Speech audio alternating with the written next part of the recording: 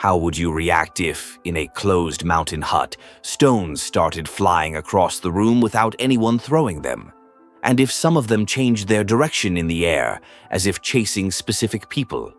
In September 1909, a family in northern Italy claims to have experienced just that.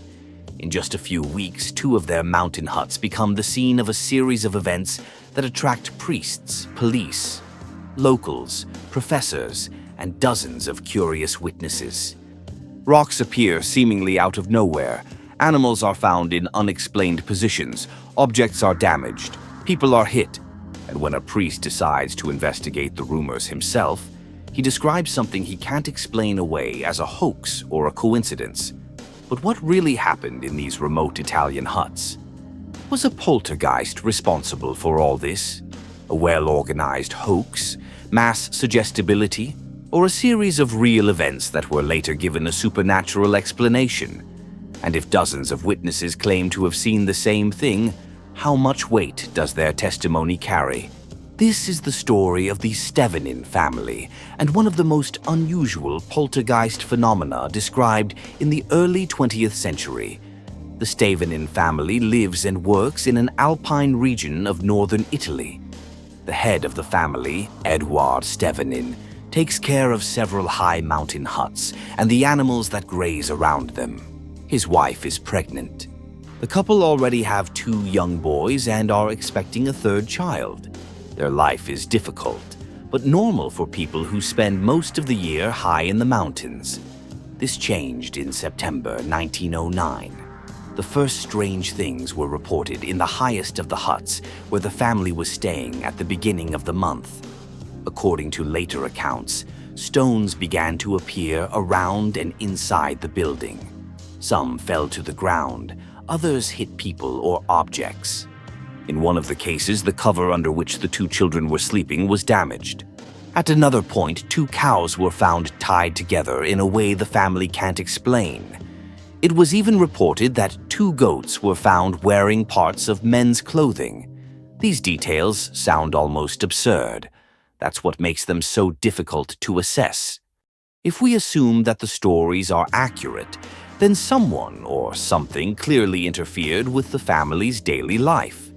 However, if it was a case of human fraud, the perpetrator would have had constant access to the property and managed to remain unnoticed.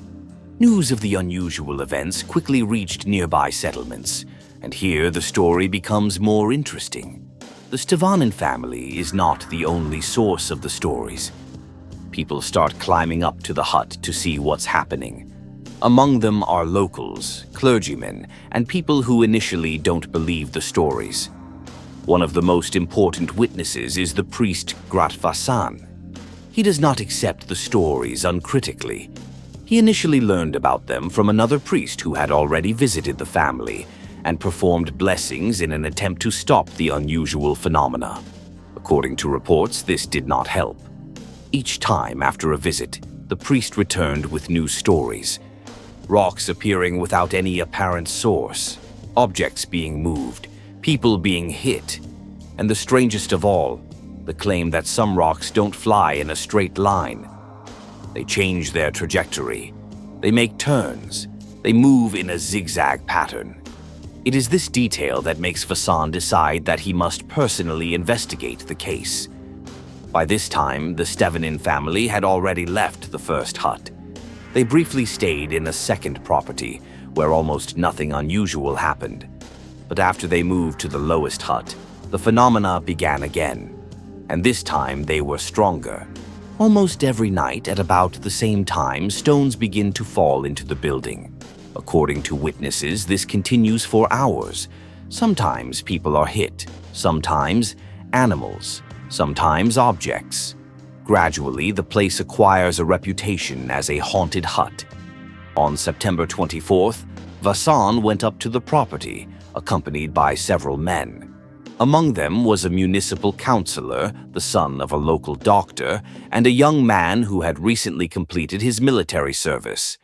According to the priest, these were not people who had come with the intention of scaring people. Quite the opposite. They wanted to find a rational explanation. When the group arrives, there are already people outside the stable.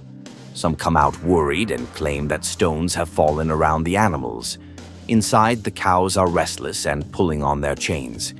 There are stones on the floor, but no one can show where they came from.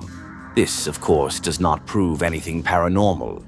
The stones can be thrown by a person. They can be pre-placed. Witnesses can be wrong. But what Vassan describes next is much harder to explain. About 20 people gather in one of the rooms. Just a few minutes later, a new series of blows begins. One of the first stones hits a young man on the forehead. According to the description, the impact is strong enough to cause a visible bump. More follow. The stones move from different directions: left, right, above, low above the floor. Some fall into the fire and scatter sparks. Others fly between those present. Vassan claims to see only the last part of their movement. It's as if the stones suddenly appear a short distance away from the people. And then he describes the detail that impresses him the most. One of the stones changes direction in the air. It doesn't just bounce. It doesn't hit an object. According to him, its trajectory takes an unusual turn before the stone reaches a person. We must be especially careful here. The account comes from a testimony recorded years later. There is no video recording. There is no photographic evidence of the movement itself. We have the description of a man who claims to have been there, but he wasn't alone. And that's what makes the case so difficult to dismiss in one sentence. There are many other people in the room. Some of them soon decide they've seen enough. One by one, they begin to leave. The experience was particularly severe for a young man who had recently completed his military service. According to the description, he was hit repeatedly. One of the stones smashed into an oil lamp near him, destroying it. Another hit him on the back of the head. By the end of the evening, dozens of stones had been collected. And then Vassan suggested that the group begin a prayer. The moment he uttered the suggestion, according to his account, a large stone fell near him. Then the activity suddenly stopped. That night, some of the men stay in the hut. Nothing more happens. But early the next morning, 3 of the men return to the entrance. And just as they reach the threshold, 3 stones reportedly rush towards them again. When Vassan picks them up, he claims they are unusually warm. This is another detail that would later be compared to other poltergeist stories around the world. Hot objects, unpredictable trajectories, short periods of extremely intense activity, and a sudden cessation. But by this time, the Stevenin family already has a much more serious problem than the curiosity of visitors. Edward's wife is in advanced pregnancy, and the rocks continue to fall around her. She is in a place that already seems dangerous, even for a healthy adult. And soon the family will be forced to make a decision that could determine the life of both the mother and the unborn child. As dozens of curious people continue to climb towards the mountain hut, for the Stevenin family, what is happening is no longer a mystery, but a matter of survival. Edward's biggest worry is no longer the flying stones. She is his wife. The woman is in the last days of her pregnancy and could go into labor at any moment. According to witness accounts, it was then that the activity reached one of its most dangerous phases. Stones continued to fall around the house. People were afraid to stay inside. And the panic-stricken neighbors refused to let the pregnant woman into their homes, convinced that unexplained phenomena would follow them. Today, such a decision may seem cruel, but we must remember that we are talking about the beginning of the 20th century, when superstition and religious fears often determined people's behavior more than logic. Faced with an impossible choice, Edward makes a risky decision. Under cover of night, his wife, accompanied only by her maid, begins the long descent to the village. The path through the mountains is difficult. The woman is already feeling the first signs of labor. But a few hours later, she reaches their home in the valley safely. Shortly after her arrival, she gives birth to a healthy baby boy. This becomes the only real ray of hope amidst weeks of fear. Meanwhile, the hut remains under constant public scrutiny. Word of what is happening has already spread throughout the area. Night after night, new witnesses arrive. Among them are respected citizens, police officers, and people who have come with the sole purpose of exposing the alleged fraud. One evening, more than 40 people gather in the hut. Among them are 3 police officers. Their task is simple: to find the person behind all this. They check the roof. They look at the windows. They explore the surroundings. They look for a hidden perpetrator. But according to witnesses, they don't find anyone. While the search continues, the stones start again. One of the policemen is hit right in the face. He suffers a bleeding injury to his nose. The others are unable to determine where the stone came from.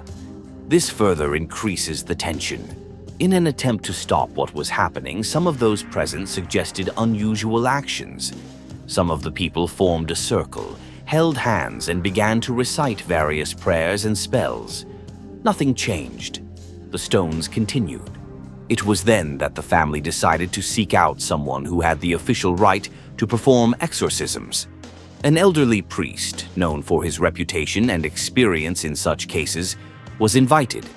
He did not arrive as a man promising miracles. He arrived as a clergyman, convinced that he must first observe. For several hours, he prays in the hut. Dozens of people are already waiting outside. Everyone is waiting to see if something will happen. When evening falls, the priest and his assistants retreat to a neighboring building. They ask those present to call them immediately at the first new manifestation. They don't have to wait long. Around 10:30 p.m., the stones reappear. But this time, something seems different. According to eyewitness accounts, they seem to be haunting just one person, a local resident known for openly mocking ghost stories. The first stone hits him in the chest. The second, according to the description, changes direction in the air and reaches him again. Then a third, then a fourth. At one point, a loud splash is heard. Everyone turns around. The man is hit by something invisible on the back of the head. When the priest examines him, he sees a bright red mark the size of a human palm. The victim himself later stated that it felt as if an icy hand had struck him with enormous force. Panic finally grips those present. No one is thinking about exposing themselves anymore. People want only one thing: to leave the mountain. Even after midnight, many prefer the dangerous path down through the dark forest to another minute in the hut. The next day, the exorcist returns. This time, the prayers continue for hours. According to witness accounts, the manifestations are considerably weaker. Only 2 stones appear. No one is hurt. After the rituals are over, the family is advised to leave the hut for a long time, not to return until next year. Stavinen followed the recommendation. When they visited the place again after some time, the unusual phenomena had already disappeared. No new stone throwing was reported. No new attacks were described. The case remained in the past. But the questions remain. What really happened in that mountain hut? Is it possible that so many people fell victim to the same delusion? Or did some of the witnesses observe real physical phenomena that science at the time could not explain? The fact is that the case is not based solely on family stories. Among the witnesses are mentioned clergymen, policemen, military men, professors, and dozens of local residents. This in itself does not prove the existence of a poltergeist, but it makes the case one of the best documented in Europe for the early 20th century. Even more interestingly, a number of its features are also found in other known poltergeist cases. The sudden appearance of objects, short but extremely intense periods of activity, objects moving in unusual trajectories, seemingly targeted attacks on specific people, and the equally sudden cessation of everything. Is this a coincidence? Or are different witnesses in different eras describing the same unexplained phenomenon? If you like documentary stories about paranormal phenomena, real testimonies, and mysteries that still have no clear explanation, subscribe to the channel, like the video, and share it with your friends. Right now, another documentary story will appear at the top of the screen, which will surely intrigue you. If you found this video interesting, click on it and continue your journey into the world of the unexplained. But before we end, there's one last question left. What really happened in that mountain hut? Did dozens of people fall victim to fear, suggestion, and coincidence? Or were they all witnesses to a phenomenon that science still can't explain? More than a century later, the case of the Stevenin family continues to divide researchers, historians, and skeptics. The documents have been preserved, the eyewitness accounts exist, but the final answer has never been found. Perhaps that is what makes this story so fascinating. Not because it gives us certainty, but because it reminds us that the world still hides secrets that continue to resist any explanation. Thank you for staying with me until the very end. Until the next mystery,